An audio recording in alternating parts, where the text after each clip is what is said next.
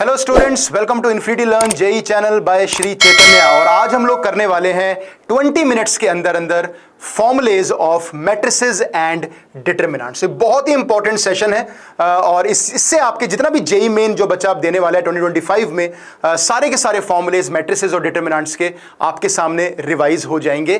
तो ये बहुत ही एक अमेजिंग सा वीडियो है, अमेजिंग सा सेशन है जहां पे आप जल्दी से फॉर्मुले रिवाइज कर सकते हो और ये आपको रिवीजन के लिए बहुत काम आएगा।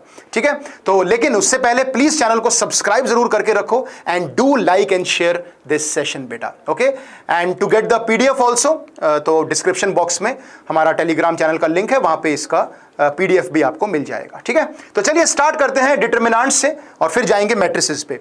तो डिटरमिनेंट्स में the largest value of A third order determinant 3x3 determinant जिसके एलिमेंट 0 या 1 होंगे उसकी लार्जेस्ट वैल्यू 2 होती है।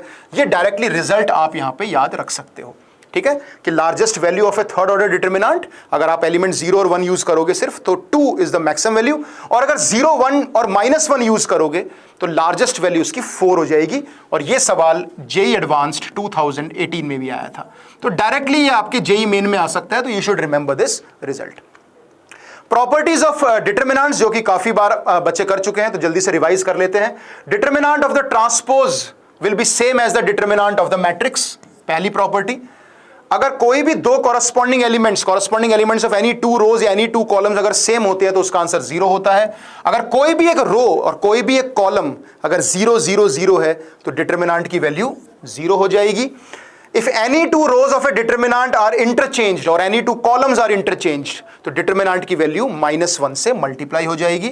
And if elements of a row are multiplied by a constant, तो value of the determinant also gets multiplied by the same constant। अगर आप किसी भी कॉलम में मल्टीप्लाई करोगे k से तो आपका डिटरमिनेंट भी k से मल्टीप्लाई होगा, या वाइस वर्सा, उल्टा करके देखो। अगर कोई भी आपके रो में कुछ कॉमन आ रहा है k, तो आप उस k को बाहर ले सकते हो, because ultimately we need to simplify the determinant, जबकि उसे हमें कॉम्प्लिकेट नहीं करना है, सिंप्लीफाई करना है। तो किसी भी कॉलम या रो में अगर आपको कुछ कॉमन एलिमेंट दिखता है तो you can take it out, ठीक है, एज अ कॉमन। इसके बाद बात करते हैं कुछ 4 इंपॉर्टेंट डिटरमिनेंट्स की जिसका फॉर्मूला आपको याद रखना ही रखना है। पहला है 1 1 1 ABC A² B² C²। Formula आपके सामने है, please do remember these determinants, क्योंकि इसका यूज डायरेक्टली आपके जेई में आता है। ABC और A³ B³ C³ में ये तीनों टर्म्स तो सब में आएंगे, A + B + C आएगा, और यहां पे A² B² C² और A³ B³ C³ में ये तीनों टर्म देख लो सब में कांस्टेंट है, बस लास्ट में इसमें AB + BC + CA आएगा। और ये रो और कॉलम ऑपरेशन से प्रूव होते हैं, लेकिन हमें प्रूव नहीं करना एग्जाम में, we need to remember directly. और ये स्टैंडर्ड आपका सिमेट्रिक मैट्रिक्स है, या डिटरमिनेंट कह लो ABC BCA CAB, that's 3ABC - AQ + BQ + CQ। तो ये these first 3 are really important, and याद रखोगे तो टाइम बहुत सेव होगा आपका जेई मेन में। अगर मैं सिस्टम ऑफ इक्वेशंस की बात करूं, everyone knows the Cramer's rule कि अगर आपके पास 3 इक्वेशंस हैं, delta is the coefficients matrix जो A1 B1 C1 A2 B2 C2 से बन जाएगा, C1 C2 C3 से बनेगा। डेल्टा x का मतलब जो राइट वाले नंबर्स है पहले कॉलम में, डेल्टा y का मतलब सेकंड वाले कॉलम में, और डेल्टा z का मतलब थर्ड वाले कॉलम में आ जाएंगे। तो x y z की वैल्यूज ये होती है। लेकिन मेन बात है, कोई आपसे x y z की वैल्यूज नहीं पूछता है ना, बोर्ड एग्जाम से फिर भी ये सवाल आते हैं, पर जेई मेन में आपसे पूछा जाएगा यूनिक सोल्यूशन कब होगा, इनफाइनाइट सॉल्यूशन कब होगा, और नो सॉल्यूशन कब होगा। और इसको हम लोग नॉन होमोजीनियस सिस्टम बोलते हैं। अगर D1 D2 D3 में से कोई भी एक नॉन जीरो हो गया, अगर ये तीनों नंबर 0 हो गए, तो उसको हम लोग क्या बोलते हैं, होमोजीनियस इक्वेशन बोलते हैं। ठीक है, अब यहां पे आप देख सकते हो कि यहां पे ये सेम चीज यहां पे आ गई है। अब x d1/d है, वही डेल्टा x/डेल्टा है, वही सेम चीज यहां पे लिखी हुई है। अगर d नॉन जीरो है बेटा, तो यूनिक सॉल्यूशन आएगा ही आएगा, है ना। और अगर आपका d 0 है और डेल्टा 1 डेल्टा 2 डेल्टा 3 सारे 0 हैं, तो इनफाइनाइट सॉल्यूशन। अगर कोई भी एक नॉन जीरो हो गया तो नो सॉल्यूशन यहां पे हो जाएगा। ठीक है, अगर यहां पे मैं होमोजीनियस इक्वेशंस की बात करता हूं, तो होमोजीनियस में 2 ही तरह के सॉल्यूशंस होते हैं, एक होता है आपका ट्राइवल, एक होता है नॉन ट्राइवल। होमोजीनियस का मतलब जब आपकी इक्वेशंस में राइट साइड में 0 आ जाए। तो अगर आपका डिटरमिनेंट जो है वो नॉन जीरो है तो ट्राइवल सॉल्यूशन आएगा, यानी 0 0 0 आएगा सॉल्यूशन। और अगर आपका डिटरमिनेंट 0 है तो इनफाइनाइट सॉल्यूशंस आएगा। इसको हम लोग नॉन ट्राइवल बोलेंगे, इसको ट्राइवल बोलते हैं, इसको नॉन ट्राइवल बोलते हैं, है ना। तो ये बस फॉर्मूला रिवीजन की एक सेशन है, तो जल्दी से आपका फॉर्मूला जो है वो रिवाइज हो जाएगा। अगर मैं इसका ज्योमेट्रिकल मीनिंग बताऊं तो यूनिक सॉल्यूशन का मतलब होता है जो हमारे 3 प्लेन्स हैं वो एक पॉइंट पे आके मीट करते हैं। नो सॉल्यूशन का मतलब होता है अगर दो प्लेन्स कम से कम पैरेलल है तो उसे नो सॉल्यूशन बोलते हैं, और अगर दो प्लेन्स कोइंसिडेंट है तो उसे हम लोग इनफाइनाइट सॉल्यूशंस बोलते हैं, या फिर वो तीनों एक ही लाइन पे मीट कर रहे हो। आई रिपीट, अगर हमारे पास तीन इक्वेशंस हैं, ये तीन प्लेन्स हैं बेटा, और ये तीन प्लेन्स का मतलब है अगर ये एक ही पॉइंट पे मीट कर रहे हैं, एक्स वाई जेड आ रहा है, तो unique solution, delta non zero. पर अगर ये इनमें से कोई भी दो पैरेलल हैं तो नो सॉल्यूशन, और अगर इनमें से कोई भी दो कोइंसिडेंट हैं या ये तीनों के तीनों एक लाइन पे आके मीट कर रहे हैं, लाइन का मतलब लाइन पे इनफाइनाइट पॉइंट्स हैं, तो उसे इनफाइनाइट सॉल्यूशन बोलते हैं। तो इसको ये होती है इसकी ज्योमेट्रिकल इंटरप्रिटेशन। ठीक है, तो उसका भी मीनिंग आपको 3D से मालूम होना चाहिए। बाकी क्रैमर रूल के हिसाब से आपको पता है अगर सारे जीरो हैं तो इनफाइनाइट, और एक भी अगर नॉन जीरो हो गया डेल्टा 1 डेल्टा 2 डेल्टा 3 में से तो नो सॉल्यूशन। ठीक है, मैट्रिक्स की बात करते हैं। अगर एक मैट्रिक्स m क्रॉस n का है और एक n क्रॉस p का है तो डेफिनेटली मल्टीप्लाई हो जाएंगे, उनका final order m cross p आएगा। तो ये तभी पॉसिबल है मैट्रिक्स मल्टीप्लिकेशन जब आपका जो पहला मैट्रिक्स है उसके नंबर ऑफ कॉलम्स सेकंड वाले के नंबर ऑफ रोज के बराबर हो, और यहां पे ऑर्डर मैटर करता है, ए बी है कि बी ए है, तो पहले वाले के number of column should be equal to second वाले के नंबर ऑफ रोज। ये बहुत ही ज्यादा इंपॉर्टेंट होने वाला है। अगर मल्टीप्लिकेशन में और may not be commutative, obviously A B B A के बराबर होगा नहीं होगा, वी कैन नॉट से, हो भी सकता है नहीं भी हो सकता है। एसोसिएटिव में आप ऑर्डर चेंज नहीं कर सकते ए बी सी का, आप बी सी को मल्टीप्लाई करके ए से प्री मल्टीप्लाई कर लो, या ए बी को मल्टीप्लाई करके सी से मल्टीप्लाई कर लो, तो बात एक ही है। इसको एसोसिएटिव प्रॉपर्टी बोलते हैं। लेकिन ऐसा नहीं कि आपने ए को सी से मल्टीप्लाई कर दिया, order you can not change, because matrix multiplication में order is very important. Okay, order should not be disturbed. Distributive property normal होती है जब आप इसको स्प्लिट करते हो या ब्रैकेट ओपन करते हो, तो ए बी प्लस सी का मतलब ए बी प्लस ए सी आ जाएगा। प्लीज ऑर्डर मत चेंज करना, बहुत डिफरेंस आ जाता है यहाँ पे कि अगर मैं आपको बोलूं कि ए इंटू बी प्लस सी, तो ये हो जाएगा ए बी प्लस ए सी, या यूं बोलूं बी प्लस सी इंटू ए, ये हो जाएगा बी ए प्लस सी इंटू ए, और दोनों के दोनों नंबर्स अनइक्वल हैं, दोनों के दोनों मैट्रिसेस का प्रोडक्ट अनइक्वल है ऑब्वियसली। तो बहुत, अब ये कॉमन लेने वाली कहानी होती है। फॉर एग्जांपल अगर मुझे कॉमन लेना है, for example A matrix into P matrix minus let's say lambda P matrix into I matrix, तो यहां पे पी बाद में है, तो आप ऐसे कॉमन लोगे ए माइनस लैम्डा आई इंटू पी। देखो, तो ए को पी से मल्टीप्लाई करोगे, और लैम्डा तो कांस्टेंट है, और आई पी या पी आई एक ही बात है, आपको पता ही है। आई इंटू पी करो या पी इंटू आई करो, वो तो कम्यूटेटिव होते हैं। तो ऐसे कॉमन लेना।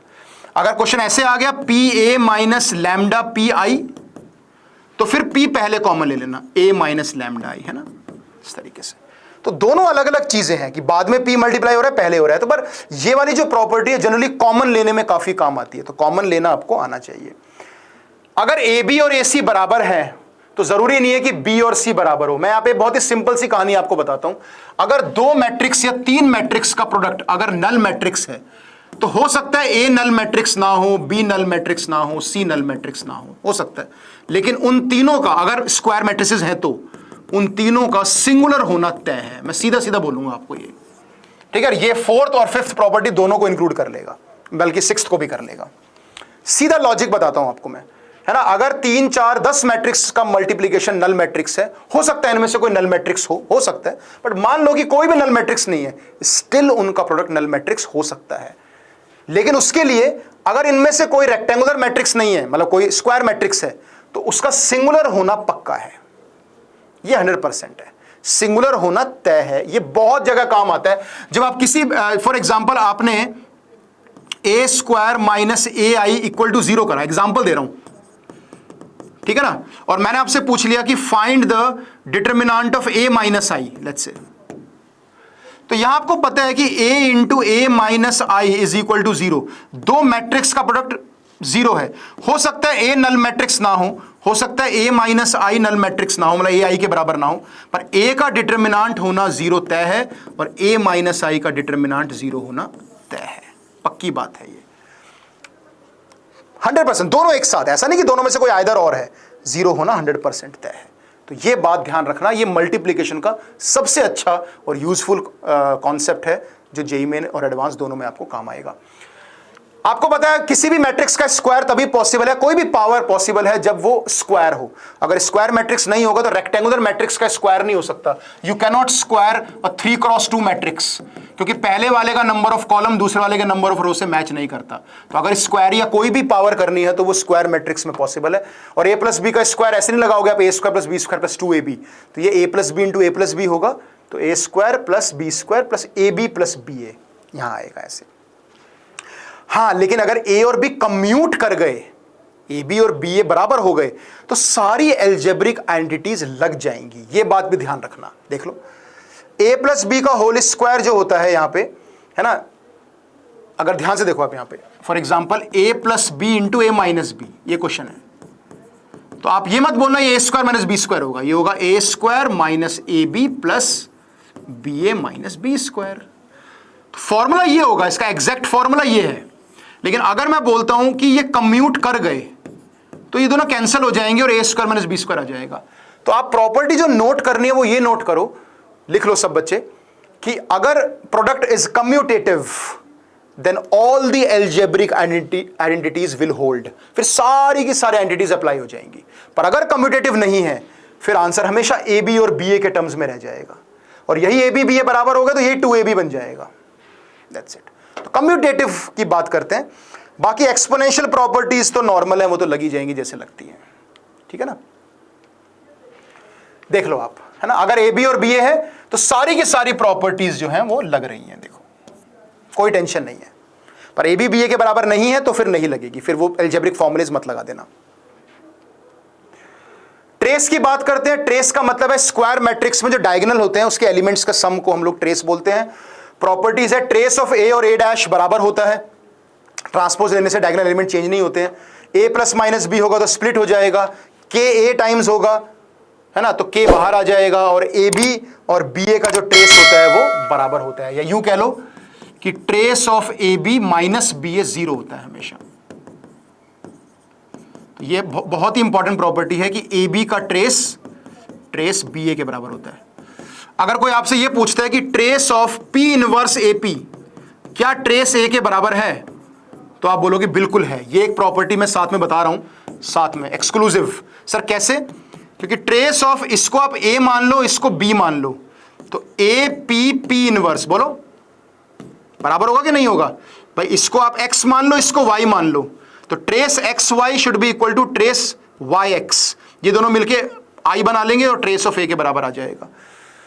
सो कई बार ऐसा क्वेश्चन आ जाता है आपके एग्जाम में कि p इनवर्स ए पी कोई दे रखा है आपको, p और a दे रखे हैं, तो ट्रेस निकालने के लिए बहुत सारे बच्चे p इनवर्स ए पी निकालना पड़ता है। नहीं, प्रॉपर्टी याद करो। अगर मैं आपसे सीधा बोलूं कि p एक मैट्रिक्स है 1 2 3 4 5 6 7 8 9 और a एक मैट्रिक्स है 0 1 2 3 5 7 1 2 1, और मैं आपसे पूछूं कि find the trace of p a p inverse, तो बहुत सारे बच्चे सोचेंगे पहले p करेंगे फिर a इनवर्स निकालेंगे, a निकालेंगे फिर p इनवर्स निकाल के मल्टीप्लाई करके फिर ट्रेस देखेंगे। नहीं, सीधा आंसर हो जाएगा ट्रेस ऑफ a। तो p तो सिर्फ कंफ्यूज करने के लिए दिया हुआ है, आंसर हो जाएगा 6। तो ये प्रॉपर्टी बहुत बच्चों को नहीं पता होगी, I am sure about it. जो ये सेशन देख रहा है उसको पता होगी, ठीक है। मतलब ये कुछ ऑफ बीट प्रॉपर्टीज हैं, बेसिक वाली तो सबको पता है, दुनिया को पता है, पर कुछ ऐसी प्रॉपर्टीज पता होनी चाहिए जो बहुत कम लोगों को पता होगी, ठीक है। बाकी ट्रांसपोज की प्रॉपर्टी कर रहे थे। ट्रांसपोज मतलब रोज और कॉलम्स को इंटरचेंज करना।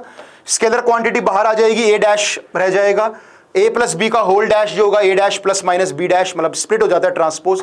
सबसे इंपॉर्टेंट प्रॉपर्टी इसमें होती है मल्टीप्लीकेशन वाली। ट्रांसपोज में भी उल्टा ओपन होता है, एडजॉइंट आगे पढ़ेंगे वो भी उल्टा ओपन होगा, और इनवर्स भी उल्टा ओपन होता है। तो ए बी का transpose will be B dash A dash, ठीक है। सिमेट्रिक मैट्रिक्स जहां पे ट्रांसपोज और मैट्रिक्स बराबर होते हैं उसे हम सिमेट्रिक बोलते हैं। स्क्यू सिमेट्रिक जहां पे ए और ए डैश एक दूसरे के नेगेटिव होते हैं। स्क्यू सिमेट्रिक मैट्रिक्स में सारे डायगोनल एलिमेंट्स 0 होते हैं। In fact skew symmetric matrix of odd order का डिटरमिनेंट 0 होता है, इवन ऑर्डर का परफेक्ट स्क्वायर होता है। ये भी लिख लेना, अगर मैंने नहीं लिखा है तो, नहीं लिखा तो लिख लो, है ना। Skew symmetric matrix odd order determinant is 0, और ये बहुत बार यूज होता है जेईई मेन एडवांस में। इवन ऑर्डर का determinant is a perfect square, non zero मतलब, ठीक है। अगर ए स्क्वायर मैट्रिक्स है तो A plus A dash is always symmetric, A dash is always symmetric, but A minus A dash is skew symmetric. तभी हम किसी भी मैट्रिक्स को as A some of skew symmetric and symmetric लिख सकते हैं, है ना, ये सब प्रॉपर्टीज आपने बहुत अच्छे से कर रखी है। अगर ए सिमेट्रिक है तो के ए का ट्रांसपोज ए की पावर एन, इवन या ऑड, कोई भी पावर एन, ये सारे के सारे ए इनवर्स ये सब सिमेट्रिक होंगे। मतलब सिमेट्रिक के साथ कोई भी ऑपरेशन लगा दो, उसका इनवर्स ले लो, ट्रांसपोज ले लो, उसकी पावर एन ले लो, वो हमेशा हमेशा सिमेट्रिक रहेगा। लेकिन स्क्यू सिमेट्रिक में ध्यान रखना, अगर ए आपका स्क्यू सिमेट्रिक होगा तो ए की पावर अगर इवन करोगे तो सिमेट्रिक रहेगा, ऑड करोगे तो स्क्यू सिमेट्रिक रहेगा, है ना। तो ए और बी अगर दो सिमेट्रिक मैट्रिक्स है तो A plus B, A minus B, A B plus B, A सब सिमेट्रिक होगा। A B minus B A skew symmetric होगा। वो आप चेक भी कर सकते हो ट्रांसपोज लेकर, अगर बराबर आ गए तो सिमेट्रिक, नेगेटिव आए तो स्क्यू सिमेट्रिक। क्लियर है सबको ये? अगर ए और बी दोनों सिमेट्रिक है तो ए प्लस माइनस बी और A B plus B A symmetric है, but A B minus B A जो है वो स्क्यू सिमेट्रिक है। ठीक है। तो और अगर मैं इसकी बात को देखो, यहां लिखा भी हुआ है मैंने, determinant of all order skew symmetric is 0। और स्क्यू सिमेट्रिक में देखो सब कुछ स्क्यू सिमेट्रिक, बट पावर पे डिपेंड करता है। अगर पावर इवन है तो सिमेट्रिक होगा, पावर अगर ऑड है तो स्क्यू सिमेट्रिक होगा, ये ध्यान रखना। ठीक है ना, पावर इवन है तो ये सिमेट्रिक हो जाएगा, मतलब किसी स्क्यू सिमेट्रिक की इवन पावर सिमेट्रिक हो जाएगा, और ऑड पे स्क्यू ही रहेगा। ठीक है। अगर ए और बी दो स्क्यू सिमेट्रिक मैट्रिक्स है तो ए प्लस माइनस बी और A B minus B skew symmetric है, और ए बी प्लस बी जो है सिमेट्रिक। इसको याद मत करो, इसको आप ट्रांसपोज लेके खुद चेक कर सकते हो। ठीक है। ऑर्थोगोनल मैट्रिक्स वो होता है जहां ए डैश आई होता है, जहां पे इनवर्स जो होता है वो ए डैश के बराबर होता है। इसका डिटरमिनेंट प्लस माइनस 1 होता है, लेकिन सबसे अच्छी प्रॉपर्टी पता है क्या है? De Moivre's theorem. एक ऑर्थोगोनल मैट्रिक्स हमेशा cos theta, sine theta, minus sine theta, cos theta के फॉर्म में कन्वर्ट होता है। कोई भी मैट्रिक्स, अगर मैं आपको बोलूं कि एक मैट्रिक्स है 1/2, √3/2, -√3/2 और 1/2, ये एक ऑर्थोगोनल मैट्रिक्स है, क्योंकि आप इसे लिख सकते हो cos 60, sin 60, -sin 60 और cos 60। अगर मैं इसकी पावर n कर दूंगा तो डी मोवेस लग जाएगा, यहां आके n मल्टीप्लाई हो जाएगा। तो ये बहुत ही इंपॉर्टेंट प्रॉपर्टी है, इस पे स्टार मार्क कर लो आप, दिस इज रियली इंपॉर्टेंट। ये बहुत जगह काम आती है। कई बार आपसे पूछ लेते हैं कि ये जो a दिया हुआ है इसकी a की पावर 10 बताओ, तो a की पावर 10 आराम से हो जाएगा, cos 10π/3, 10π/3 निकाल लोगे आप, आ जाएगा। तो ऑर्थोगोनल मैट्रिक्स की पहचान आपको होनी चाहिए। ठीक है। एडजॉइंट की बहुत इंपॉर्टेंट प्रॉपर्टीज आपके एग्जाम में आती है। a इंटू एडजॉइंट ए सबसे बेसिक है, determinant of a into in। Adjoint of adjoint a का जो डिटर्मिनेंट होगा वो डिटर्मिनेंट a की पावर n-1 का स्क्वायर होगा। इससे बेटर आप ये वाली प्रॉपर्टी लर्न कर लो कि अगर k टाइम्स एडजॉइंट आ रहा है और उसका डिटर्मिनेंट चाहिए तो डिटर्मिनेंट की पावर n-1 की power k। n is the order, k is the number of times adjoint लिखा हुआ है। ठीक है। ट्रांसपोज से कोई फर्क नहीं पड़ने वाला, adjoint a dash is adjoint a का डैश, ये बहुत इंपॉर्टेंट। अगेन ये k a होगा तो k की पावर n-1 बाहर आएगा। एडजॉइंट ए बी, बी और a मतलब उल्टा रिवर्स ओपन होगा, just like inverse and transpose, adjoint b into adjoint a। Similarly A B C में भी उल्टा ओपन होगा। एडजॉइंट a का डिटरमिनेंट वही एक बार आ रहा है तो डिटरमिनेंट a की पावर n-1, मतलब इन सब की जगह ये जो फॉर्मुलेज हैं इसकी जगह आप ये वाला फॉर्मूला याद कर लो, ये वाले फॉर्मुलेज देख लो आप। ठीक है। और एडजॉइंट ऑफ एडजॉइंट ए का फॉर्मूला डिटरमिनेंट a की पावर n-2, ये तो मैट्रिक्स है, इंटू मैट्रिक्स a, ये तो मैट्रिक्स है, डिटरमिनेंट नहीं है, नॉर्मल मैट्रिक्स। डिटरमिनेंट की पावर n-2 इंटू a, ये आपके फॉर्मुलेज हो जाते हैं एडजॉइंट के। इनवर्स आपको पता है ए बी अगर बी ए के बराबर है और वो आई के इक्वल है तो ए और बी एक दूसरे के इनवर्स हो जाएंगे, and the formula is one by determinant of A into adjoint of A.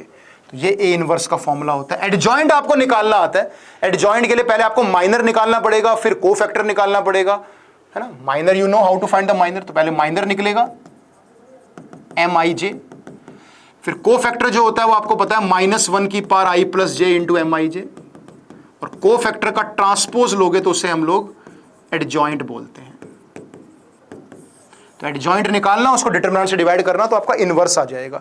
तो इनवर्स तभी होगा किसी मैट्रिक्स का जब वो नॉन सिंगुलर मैट्रिक्स होगा, अदरवाइज डिटरमिनेंट अगर 0 हो गया तो नॉट डिफाइंड हो जाएगा बेटा। इनवर्स की प्रॉपर्टीज देख लो। इनवर्स का डिटरमिनेंट का इनवर्स होता है one by determinant of A, very very important property है ना, बहुत इंपॉर्टेंट है। इनवर्स का इनवर्स वापस से ए हो जाएगा।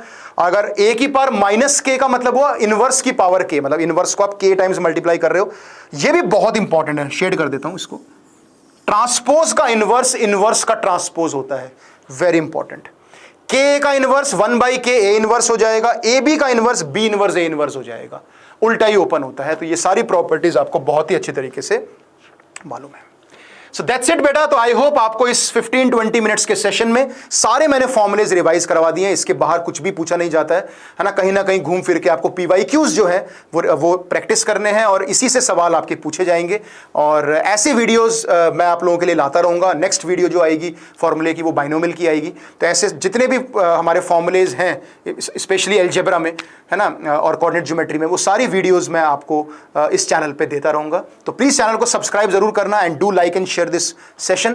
और ऐसे मिलते रहेंगे हम लोग इन छोटे छोटे सेशंस में आपको, ताकि सारे जेई के फॉर्मुलेज यहाँ पे इस प्लेटफॉर्म पे एक एक करके रिवाइज हो जाए। ओके, एंड टेलीग्राम चैनल हमारा है जहाँ पे आप इसकी PDF और बाकी जो लाइव सेशंस होते हैं उनकी PDF भी डाउनलोड कर सकते हो। So thank you so much students, will see you in the next session.